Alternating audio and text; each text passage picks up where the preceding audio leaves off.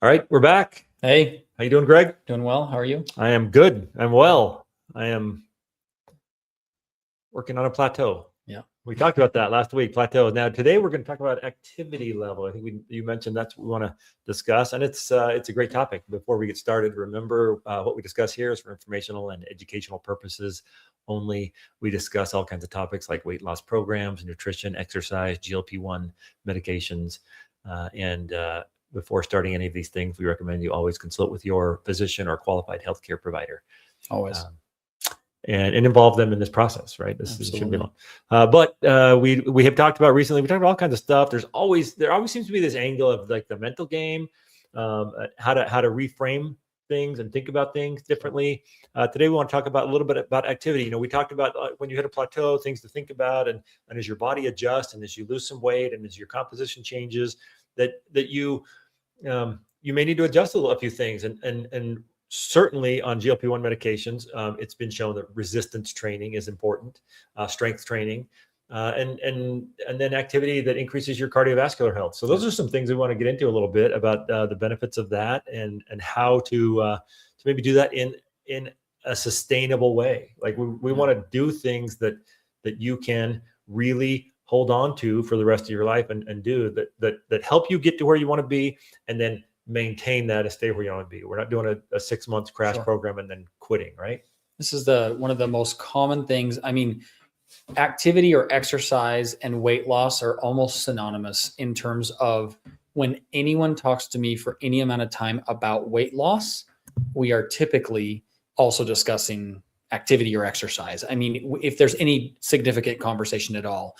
Therefore, what I'm trying to get at here is that I think sometimes this is an area that we either oversimplify, or sometimes we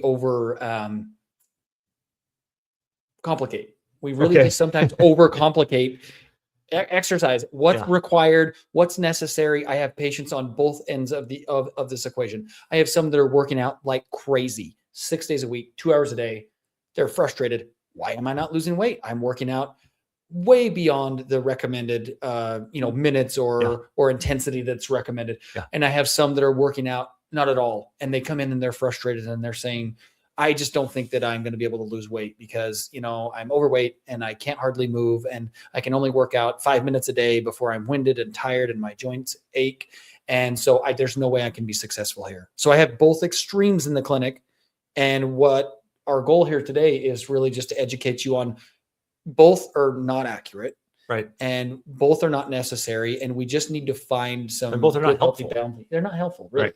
And so we're going to try to find some balance with that. We're going to try to give you what the science actually shows, as opposed to what your buddy, your gym bro, is telling you that, you need to be able to bench a house if you ever want to lose weight. I'm not sure I have a gym bro, because I can never keep up with a gym bro. I know. Okay. All right. We're going to call out Schumann or Jared Cox. Yeah. I mean, gym bros. All right. If you're out there and you know who you are. Yeah. Huge gym bros. Yes. And so it's well-intentioned, but not always the case for most people. Not everyone wants to be able to lift a house. Some people just want to be able to be healthy and feel good, and run and keep up with their grandkids. Yeah, totally. I will say that's one of the biggest things I see when people are going through this weight loss journey in clinic is sometimes their goals are so simple. It's like, I want to be able to go up the stairs without feeling completely winded, or I want to, once again, be able to keep up with the grandkids. I want to be able to bend over and pick up little Tommy without feeling like this is the hardest thing I'm going to do all day. Yeah. And then what's so satisfying is that once people are able to dial that in, and they're like, yeah, I pick up Tommy and I pick up his twin sister, and I can carry both of them and I don't even have to think about it now. So awesome to watch. Yeah. Yeah.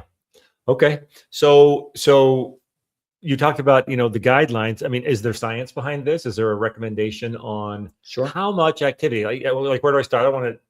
Is it do I need to train for a marathon? Do I need to, or do I have to always, I don't like to run, or my knees hurt, or like what really is a good recommendation? Well, so the latest, greatest recommendation, and this has been around for quite a while. This isn't actually new science, but unfortunately it just gets glossed over because once again, there's so much information online now, and it's not all bad. Some of it's really good, but really the general recommendations are 150 minutes of moderate exercise weekly. I didn't say daily. I didn't say daily.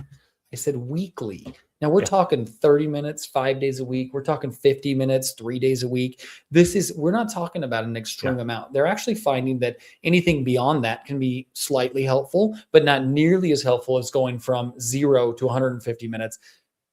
Going from 150 to 300 minutes, they haven't found that it's not the same. There's not the same benefit. It's not a linear thing. So going from nothing to something is much more effective than going from that something to twice something. Yes. You cannot literally, it's not even measurable how much benefit you get from 0 to 150 minutes versus 150 to 300. It's not even close to comparison. So adding in, trying to get to that 150 minutes, I have a lot of patients in clinic and, that haven't worked out since high school. And they're 30 years past high school. And so do I recommend them to start out at 150 minutes? I don't. I actually have them start out at trying to even get in, even if they can, 60 minutes in a week. I said, once again, in a week, and work their way up to that 150 minutes. Now, if they want to get to the point and they are feeling good and it works out for them to get more than that, I'll never discourage that. That's going to be good for your muscles and your bones and your heart. And we'll talk all about that. But overall, trying to get someone to that 150 minutes of moderate activity, we haven't really found a ton more to really say that, getting 300 minutes or something much more than that is going to be that much better. Yeah. And so it really just comes down to, you could do less, more intense exercise. I find that for most people starting out, so like you could do 75 minutes of intense exercise. I don't ever find that to be a good starting spot. If you had to take a week, you've been working out for a while, you feel like you're not going to go hurt something or do something like that. You could, if you say I have a short week, I'm traveling a bunch this week, I really don't have time for 3 workouts or 5 workouts. There's an opportunity there for doing more intense workouts, shorter duration. But generally speaking, for weight loss, I almost never recommend this because one of our jobs as providers is to keep you safe. Intense workout is just that. It's intense working out. I don't want you to go from 0 to 100 overnight. Okay, so when you're talking 150 minutes, though, do I need to get a gym membership? I mean, what exactly do you mean by activity? Like, what counts? So that's a good question. So like cardiovascular exercise, right? So and we can that's something that gets your heart rate up. Yes, like jogging, walking, running, brisk walking, biking, swimming. So anything that's really going to be more of a endurance type activity, right? Something that you're getting your heart rate up. Yeah, you're going to be using some muscles, but that's not necessarily your focus with a cardiovascular activity. Your focus is getting your heart rate up for a sustained amount of time. Right. So now we're talking about cardiovascular exercise versus like the other more traditional exercise, which is resistance training or weight which is training. Also important, especially when you're losing weight. We talked about body composition and resistance training is important, even more so on GLP-1 medications. GLP-1s are really during weight loss. GLP-1s, yes, we talk about those a lot, but I mean, any weight loss, any weight loss. I mean, you're trying to keep the good stuff. You're trying to get rid of the bad stuff, keeping some, resistance training. So do I need a weight set or you probably don't exercise bands or can I use my body weight? Like, there's a few studies on this, and actually what they show is that going to the gym is fine. There's no problems with that. If that's your environment and you really like to get out and be social or hit, you can get motivated more in those big public spaces. There's no problem with that. But actually what the studies show is that people can be more consistent if they just do it at home. Do you need a big weight set? Do you need to go spend $2,000 on weights? The answer is absolutely not. No. In fact, they found that people that will simplify it, that will just get online and even do body weight exercises, push-ups, dips, all things that you can do with just stuff at your home. Body weight squats, lunges. Absolutely. I can't even name it. You can get on YouTube and you can find anywhere from a 5-minute to a 2-hour video of someone that will literally for free walk you through an entire body weight workout. And when I say video, I mean, you can find hundreds of videos for free. someone that can just walk you through that. Now it's not, if you have 15 minutes, put in, I want to do a 15-minute video of just, walking through these body weight exercises. You can get bands at home that just latch onto the door bands, or a chair. I mean, you can get some weights. There's nothing wrong with getting weights. If you have, some people, I would say even most people nowadays have some kind of access to something like this. If you don't, that's fine. Be creative. Buy some cheap bands on Amazon, work through it. But most people, it's not an access issue, right? Yeah. So most people have just knowing what to do or count, what, I mean, I think people want to know what counts, right? Is this enough? And usually if you're doing something, it is enough. I think sometimes when we were talking about at the beginning of this video and wanting to talk about this, I think that a lot of times the perception is, I'm not going to be able to lose weight or be successful with my weight loss journey because I can't work out enough. And really, that's not the case. The science doesn't support that. Most of your most of your weight loss journey is actually going to come down to a whole bunch of things. Only one of the very small pieces is activity. Now, is there a million reasons to work out? It's good for your mental health. It's good for your physical health. It's good for your weight loss journey. There's so many reasons why we want to work out, but to think that that's the only reason you will or won't lose weight, absolutely not. Yeah, but it's a piece of the overall health lifestyle, I guess, that we're trying to get to. So what exactly you do isn't necessarily as important as just doing something, right? And for me, that's like it's helpful to find something that you like. Like I can't run. I hate to run. I unless I'm being chased by someone like the zombies. No, but so personally, I mountain bike as much as I can. I ride a mountain bike, and we live in a place where there's some amazing trails, and I get good exercise and good cardio, and even a lot of strength training. Absolutely, like climbing those hills. Sure. And that's something that I really enjoy, and so it makes just that much easier. I think it's good for my mental health. Things, right? and so finding something that you actually don't hate, or that you even enjoy, I think it's helpful as well, right? What Rick is talking about, and the studies support it, is that yes, it would be great if we could do a mix of cardiovascular exercise combined with strength training, and you can find a lot of activities that will promote both. Like he was talking about, like a mountain bike riding. I mean, you're going to be climbing hills. You're going to be actually using a lot of your muscles and doing some strength training there. But at the end of the day, what the really studies that come back and show is like, we don't actually care what you do as long as you'll do it. Now, sure, is there a better best? Yeah. Is it better to get a variety of strength training and cardiovascular exercises? But if you're telling me that the only thing keeping you from exercising is because you absolutely hate lifting weights, for right now, get that out of your mind. For right now, just pick something that you like to do or you enjoy doing and do that. Now, later on, if you want to start expanding and maybe adding in some resistance training and things like that, for overall wellness, yes, that would be the thing to do. Or even do something with someone you like doing things with, right? I mean, that's often a motivator, right? Hey, get with someone that you enjoy being with and do it together, and that sometimes can make the activity a little more sustainable. Well, and I think sometimes we overhype ourselves up from a standpoint of like, oh my gosh, well, if I work out, it has to be an hour of intense working out and things like that. It doesn't have to be. I mean, honestly, even dropping and giving, doing 20 push-ups before you go to bed at night, or when you wake up in the morning, or something just to get that ball rolling, especially initially. I mean, I can't tell you the difference that'll make, because it's like we talked about, going from zero to any working out. I mean, the gains there, the wellness, the health, even the as far as bolstering up your weight loss, which is what we a lot of times focus on with on here, the difference is monumental when you just start adding in that little amount. Yeah. And then once you add that in, of course, now you've been doing 20 push-ups for 3 weeks, and now that 20 push-ups is not so hard. So you're probably going to start doing 20 sit-ups, or you might add in an additional set of 20 push-ups, or whatever it is. But I think at the end of the day, what we would promote that you do is whatever you will do, whatever you can do, and what's sustainable. So and this is the underlying mantra of our entire thing here. Is right. Sustainable change needs to be sustainable and long-term thinking. So So yeah, whatever you will do, you do. You don't need extreme. You need consistent. Well, we were reading about something, and it may come up later, but we were talking about, 6 weeks of just working out like crazy and going absolutely nuts cannot compare to 10 years of doing very moderate intensity exercise as well as time, 10 years of doing that consistently. Yeah. Your 6 weeks, you cannot work out enough in that 6 weeks to make up for consistency for 10 years, even if it's significantly less on like a daily basis.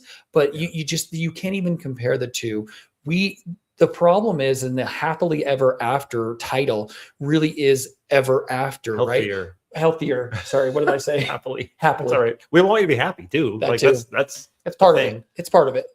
The truth is that it really comes down to healthier ever after, besides the pun that I actually kind of mixed up there, is really just that it is ever after, right? We're trying to figure out how to do this long term. You didn't get on here because you wanted solutions for the next 2 weeks. You wanted solutions for the long term. We're providing those solutions and hopefully helping you find that. And that part of that is to do with working out. If you feel like working out is your biggest problem, then you probably need to revamp your focus, get in that right mindset. Yeah. And honestly, I don't care. Do 30 minutes a week. Start somewhere. Yeah.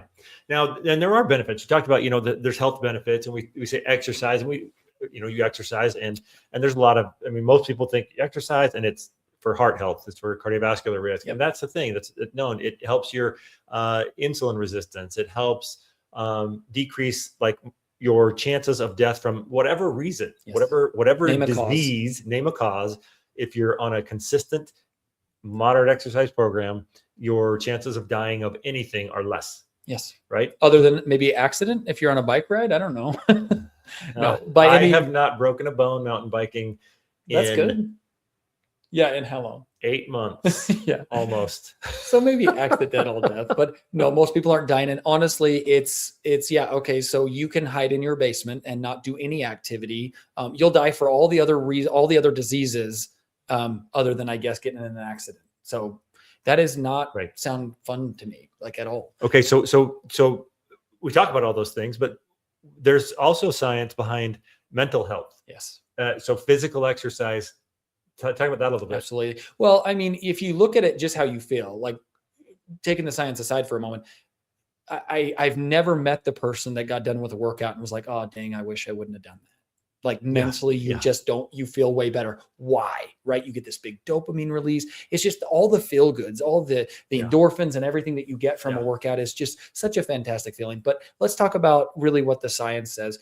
When it really comes down to it, because I got off on that tangent, I lost my train of thought, but it's from the mental health. There's studies that support that truly going out and working out is equivalent to taking a low dose antidepressant. So they had a set group that had mild to moderate depression, and they put them on an antidepressant. And they had another group, same measurement of depression, mild to moderate depression. Same type of people, they do this by interviewing them, scales, all the things that they would do to determine if this is a mild to moderate amount of depression. They found that the group that exercised regularly, so they put them on an exercise program. 150 minutes a week. Not a huge thing. Nope. Yeah. And they put the other people on a low dose antidepressant, equivalent, meaning there was literally the same effect. Yeah. So if you had to ask someone now look, we get what we're asking here. If we're not saying that. We're not saying medicine's bad. Don't stop taking your antidepressant. like this is one of those times where you talk to your doctor, you talk to your medical provider, please. But there is some good science behind it. There's good science behind it, but also it's saying that, hey, look, if the option is that I could work out and possibly lift my mood and get to feeling better, to avoid getting on an antidepressant, that is at least an option you have. Now, we're not here for that, like for antidepressant advice, even though a lot of the things we do, look, it's all mental and physical, right? Yep. We can't really separate out the two, but the truth is that how do you feel in general? Like, part of this is like just losing weight. You're going to hopefully feel better. But part of that is like when you add an activity and you're feeling better, what are the chances that you can sustain these changes? What are the chances that you do that if you're feeling better? If you're feeling bad, if you're emotionally just not where you want to be, the chances of you being able to sustain success in the case that we're talking about, in a lot of cases, is losing weight. It's just going to be so much harder when mentally you're not there, you're feeling a little down and out. Whereas if we can add in that activity, not only are we going to get a bigger caloric burn, so arguably help on that weight loss front, but also help you mentally, help you stay in the game longer, help you get set up for the ever after, which is long term. Yeah. And it's much more sustainable. I mean, that's kind of the psychology of sustainability is that if you go from like sedentary to full speed, Yes, and you're just working out, you can't, that's when most of the time you do that for a couple of weeks and you get tired or you get sore and you're like, I can't do this. I can't do this. This is too much. It's too much of a change at one time. And so that's when people crash after 2 or 3 weeks of that. And then it kind of doubles down on that mental impression of failure. And I can't do this. Whereas starting slow and you're building an identity, not just basing everything on motivation that will wear out. Absolutely. Right? Well, and I think an important point with this is like, so I have some people that are like, look, I haven't worked out since high school. And it's like, how much is too much? How much do we do? So once again, short of being your medical providers, this should be a discussion between you and your medical provider. But short of that, I mean, what I often talk to patients about is like, what do you like to do? Yeah. Let's start at like, okay, we're not going to go back to high school level. Okay. You're not going to go to running 6-minute miles. All right. Which I never did in high school, by the way. Well, that's really fast. But the point being is that like, we're not trying to go from there to that. What we're trying to do is increase your activity slowly. There's a difference between something burning a little bit, you getting that good stretch, you getting a little bit of sore from lifting weights, to actually hurting. Like I can't walk the next day. An injury or legitimately working out too hard, which can be dangerous. I mean, we see people in the ER that, tend to overstretch themselves. Overdo it. Yep. Marathons or triathlons or things like that they're like, they just push themselves way too hard. And so really what it comes down to, and how I talk to people about that, is like, is it like a feel good stretch, or is it actually hurting you? And if it is, you've overextended yourself. Like, it should not hurt. It should just, like I said, burning, a little bit of stretching, pushing yourself a little bit is a good thing. But this is meant to be done over time. This is not meant to be, we're going from, sedentary, haven't worked out in 20 years to all of a sudden I'm Arnold Schwarzenegger and able to, lift a house. I always say that, but we don't want you lifting buildings or houses. You need to build this up slowly. You are increasing your risk for injury significantly by doing too much too fast. Yeah. Well, and we don't want you to confuse like weight loss versus health. Yeah. Right. We talked about that last week, but you get into this mindset that I'm worried about a number on a scale. We're talking about your overall health, and exercise is never going to be the primary driver of weight loss. Correct. Right. You cannot, you can't exercise or out exercise what you do in the kitchen. Right. And so it is actually much more important. The activity that we're talking about, doing some exercise, is far more important in maintaining. It's critical for weight maintenance. Yep. Once you get down to this healthy weight and body composition that we've talked about, having a good activity level, is going to be one of those critical keys to maintaining that over a long period of time. It is certainly not the main factor in getting to that point, in 100%. Losing any weight. Yes. Right? And the science supports this over and over and over again. You cannot work out enough to lose enough weight by changing nothing else. Yeah. Now, let's say that was you're right. You got the diet you got the diet dialed in, and maybe exercise can be another tool in your tool bag for helping you with that.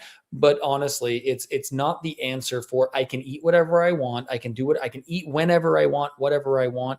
But I can work out 2 hours a day and I'm going to lose weight. I have seen so many patients come to the clinic that are truly frustrated. 2 years, I work out 6 days a week, 2 hours a day, and I cannot lose a pound. Yeah. Why is that? Because they have not dialed in the other stuff that we're talking about. And, wouldn't it be great if we could just do one thing and that's just, everything just comes up? This is a whole body, full body and mind process. Yeah. And if you want it to be sustainable. And it's not a quick process. No. And if you want it to be sustainable, you have to work on all of these things. Now, once again, some take the forefront. Sometimes we can only do so much. So we just recommend that you really start adding in these steps slowly and just increasing them all over time. And sometimes you're going to be able to dial it in the diet before you can get the exercise going. Or sometimes the exercise is the easy part for you. And that's one you can get down really quickly. And the diet is where you struggle. Figure out what it is for you and just continually work on progression. It's, I think the old saying that we used to talk about back in the day was, it's not about perfection. It's about progress. So you're not trying to be perfect. You're just trying to make progress. So I'm a little bit better this week than I was last week. And I'm hoping to be a little bit better next week than I was this week. And if you can get that mentality, then now we're not looking towards this end goal of I get to 140 pounds and all of this stops. Yeah. I know my goal weight is just one piece of this. Yeah. It's really how I am healthy wise, because the goal is not to get to 140 pounds and just stop everything you're doing. Well, it's like the old story of the British cycling team. Remember that one? Yeah. Like they were like bottom of the barrel. And I'll get this wrong. You can look it up on the internet or something. But they really sucked at cycling. Mm-hmm. And this new coach was like, making little changes and we want to like tighten the chain a little bit or do just tiny little things. And his point was, I'll hack this, but it was the cumulative effect of multiple small incremental changes.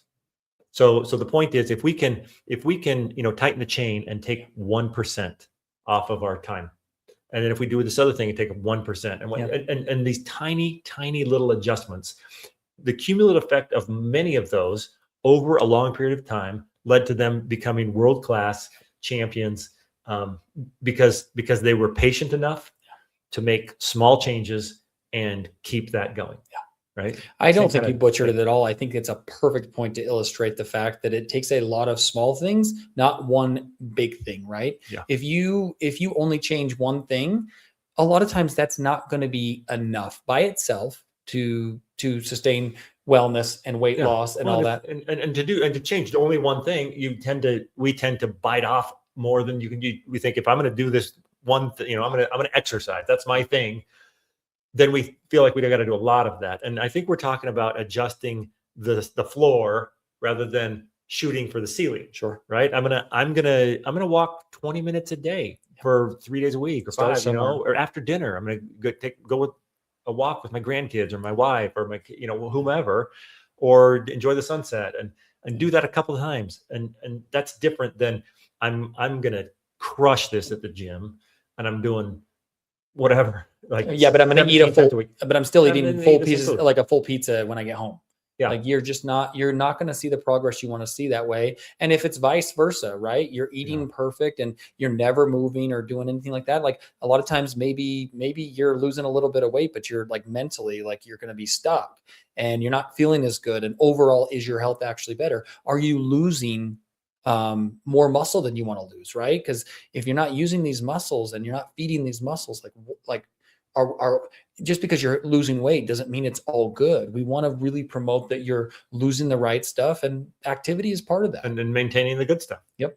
Yeah. So I think that's a really good point, and it really comes down to making these small adjustments and adding this stuff in. Do not overwhelm yourself with working out. Working out will not be the reason you fail or succeed at weight loss. It is just one of the components. I have a lot of actually older ladies that come into my clinic, and I say older. I don't know what signifies older. I'm waiting to hear what older is to you. No, I'm not going to. Rick knows I'm good at really just digging in and just digging that hole deeper. So I'm not even going to go there because I will dig me into a deep, deep hole. What I will say about that is mature females that sometimes will come to the clinic that do a lot of walking. Like they don't do other activities. They just do a lot of walking, right? They get with their friends and they do a lot of walking. Yeah. And something rather than go away from that, because they tell me, I don't want to go away from my walking. That's my activity time. That's what I want to do. I chat with the gals. We do walk, we get a good exercise going, but sometimes I really want them to try to help with their overall health. So sometimes I'll just suggest, hey, that's fine.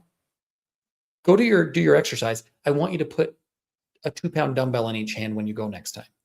I want you to go get a weighted vest that's just even light. I want you to go get the ankle weights that you can put on your feet. So coming up with creative ideas, these people are not having to go away from what they normally like to do and what they're used to do. Tweak it just a little, make a tiny adjustment that is sustainable. Yes. And all we're doing really in that case is just, no one's taking away what they like.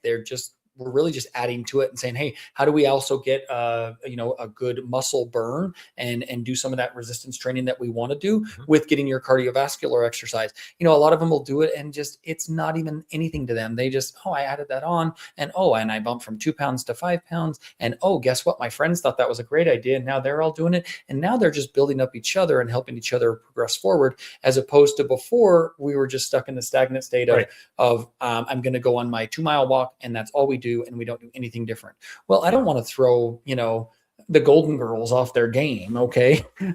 Okay. Now I'm getting what you're at. Yeah. I want to just want to add to it. And even if you're not an older postmenopausal woman. Absolutely. Just one example. The advantage, you talked about this a little bit, but part of what we want to do is avoid injury. I mean, you hit things too hard and you're going to strain a muscle, you're going to stress a muscle, you're going to get plantar fasciitis, you're going to strain your back, you're going to get a shoulder injury. Like doing too much too quickly puts you at a much greater risk for injuring yourself. And then that's just going to serve as another setback and both mentally and physically. Like I can't exercise for a month or whatever that is. How frustrating. It's in a bad place. And you'll start doing physical activity, and sometimes you might overdo it a little bit, right? You weren't trying to, but sometimes you pulled your hamstring, dang it, and that happens. So an injured person does 0 minutes a week. Yeah.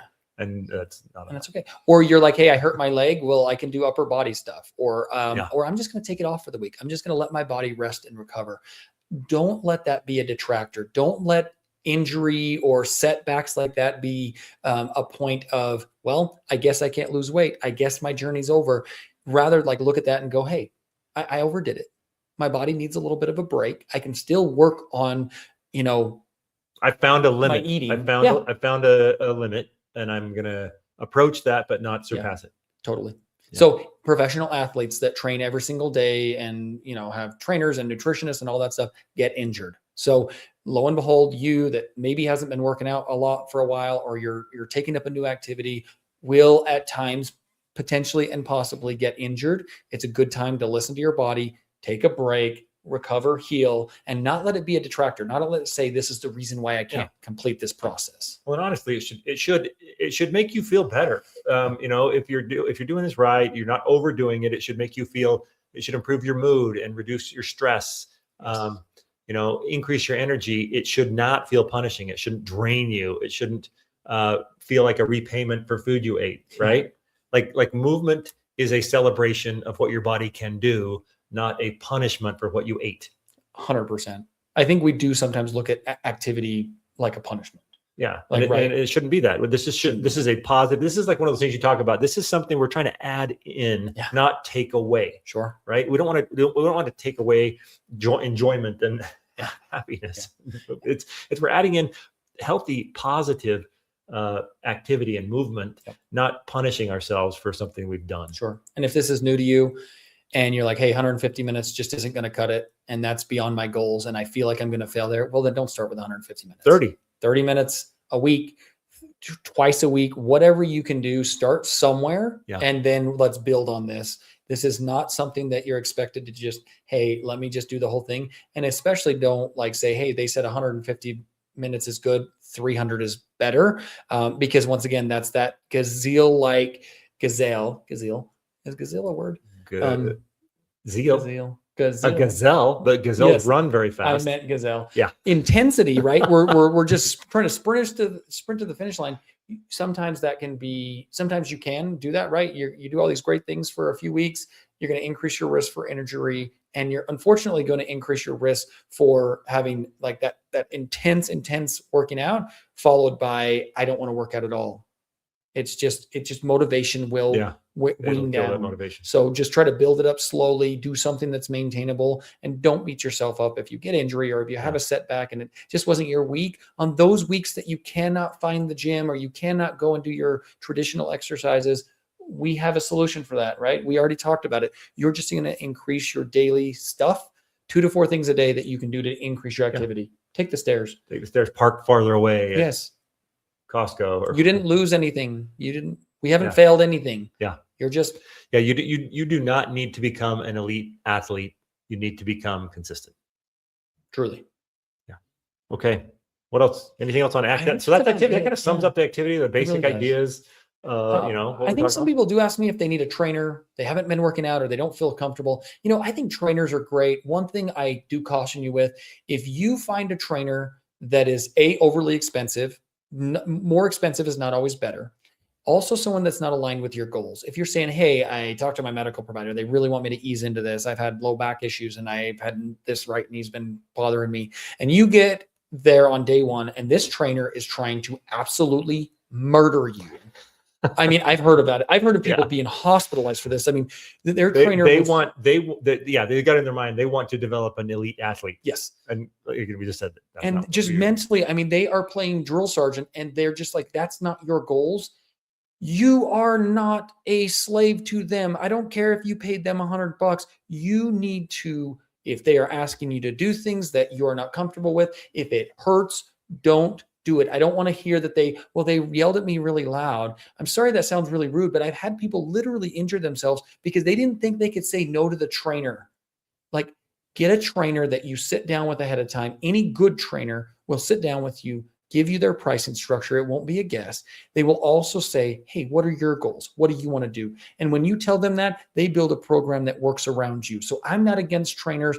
Do I think that there's enough information online to where you could probably do this pretty readily for free on YouTube? Yes, but a trainer, sometimes an in-person person just to get you started for 8 weeks or 10 weeks, or if you just really like working out with someone and you don't have any buddies you want to work out with, no problem. You can get a trainer. There's no problem with that. But I would make sure you get someone that aligns with you. And it is really, really easy to switch trainers. Like if they're not aligning with you, if they are setting you up for failure, you keep on telling them you want to focus on endurance and they're focused on, once again, having you bench 300 pounds, if they're not aligning with your goals and they are just trying to make you their little puppet, you do not need to stick with these people. Get out of that situation. They're just going to end up injuring you.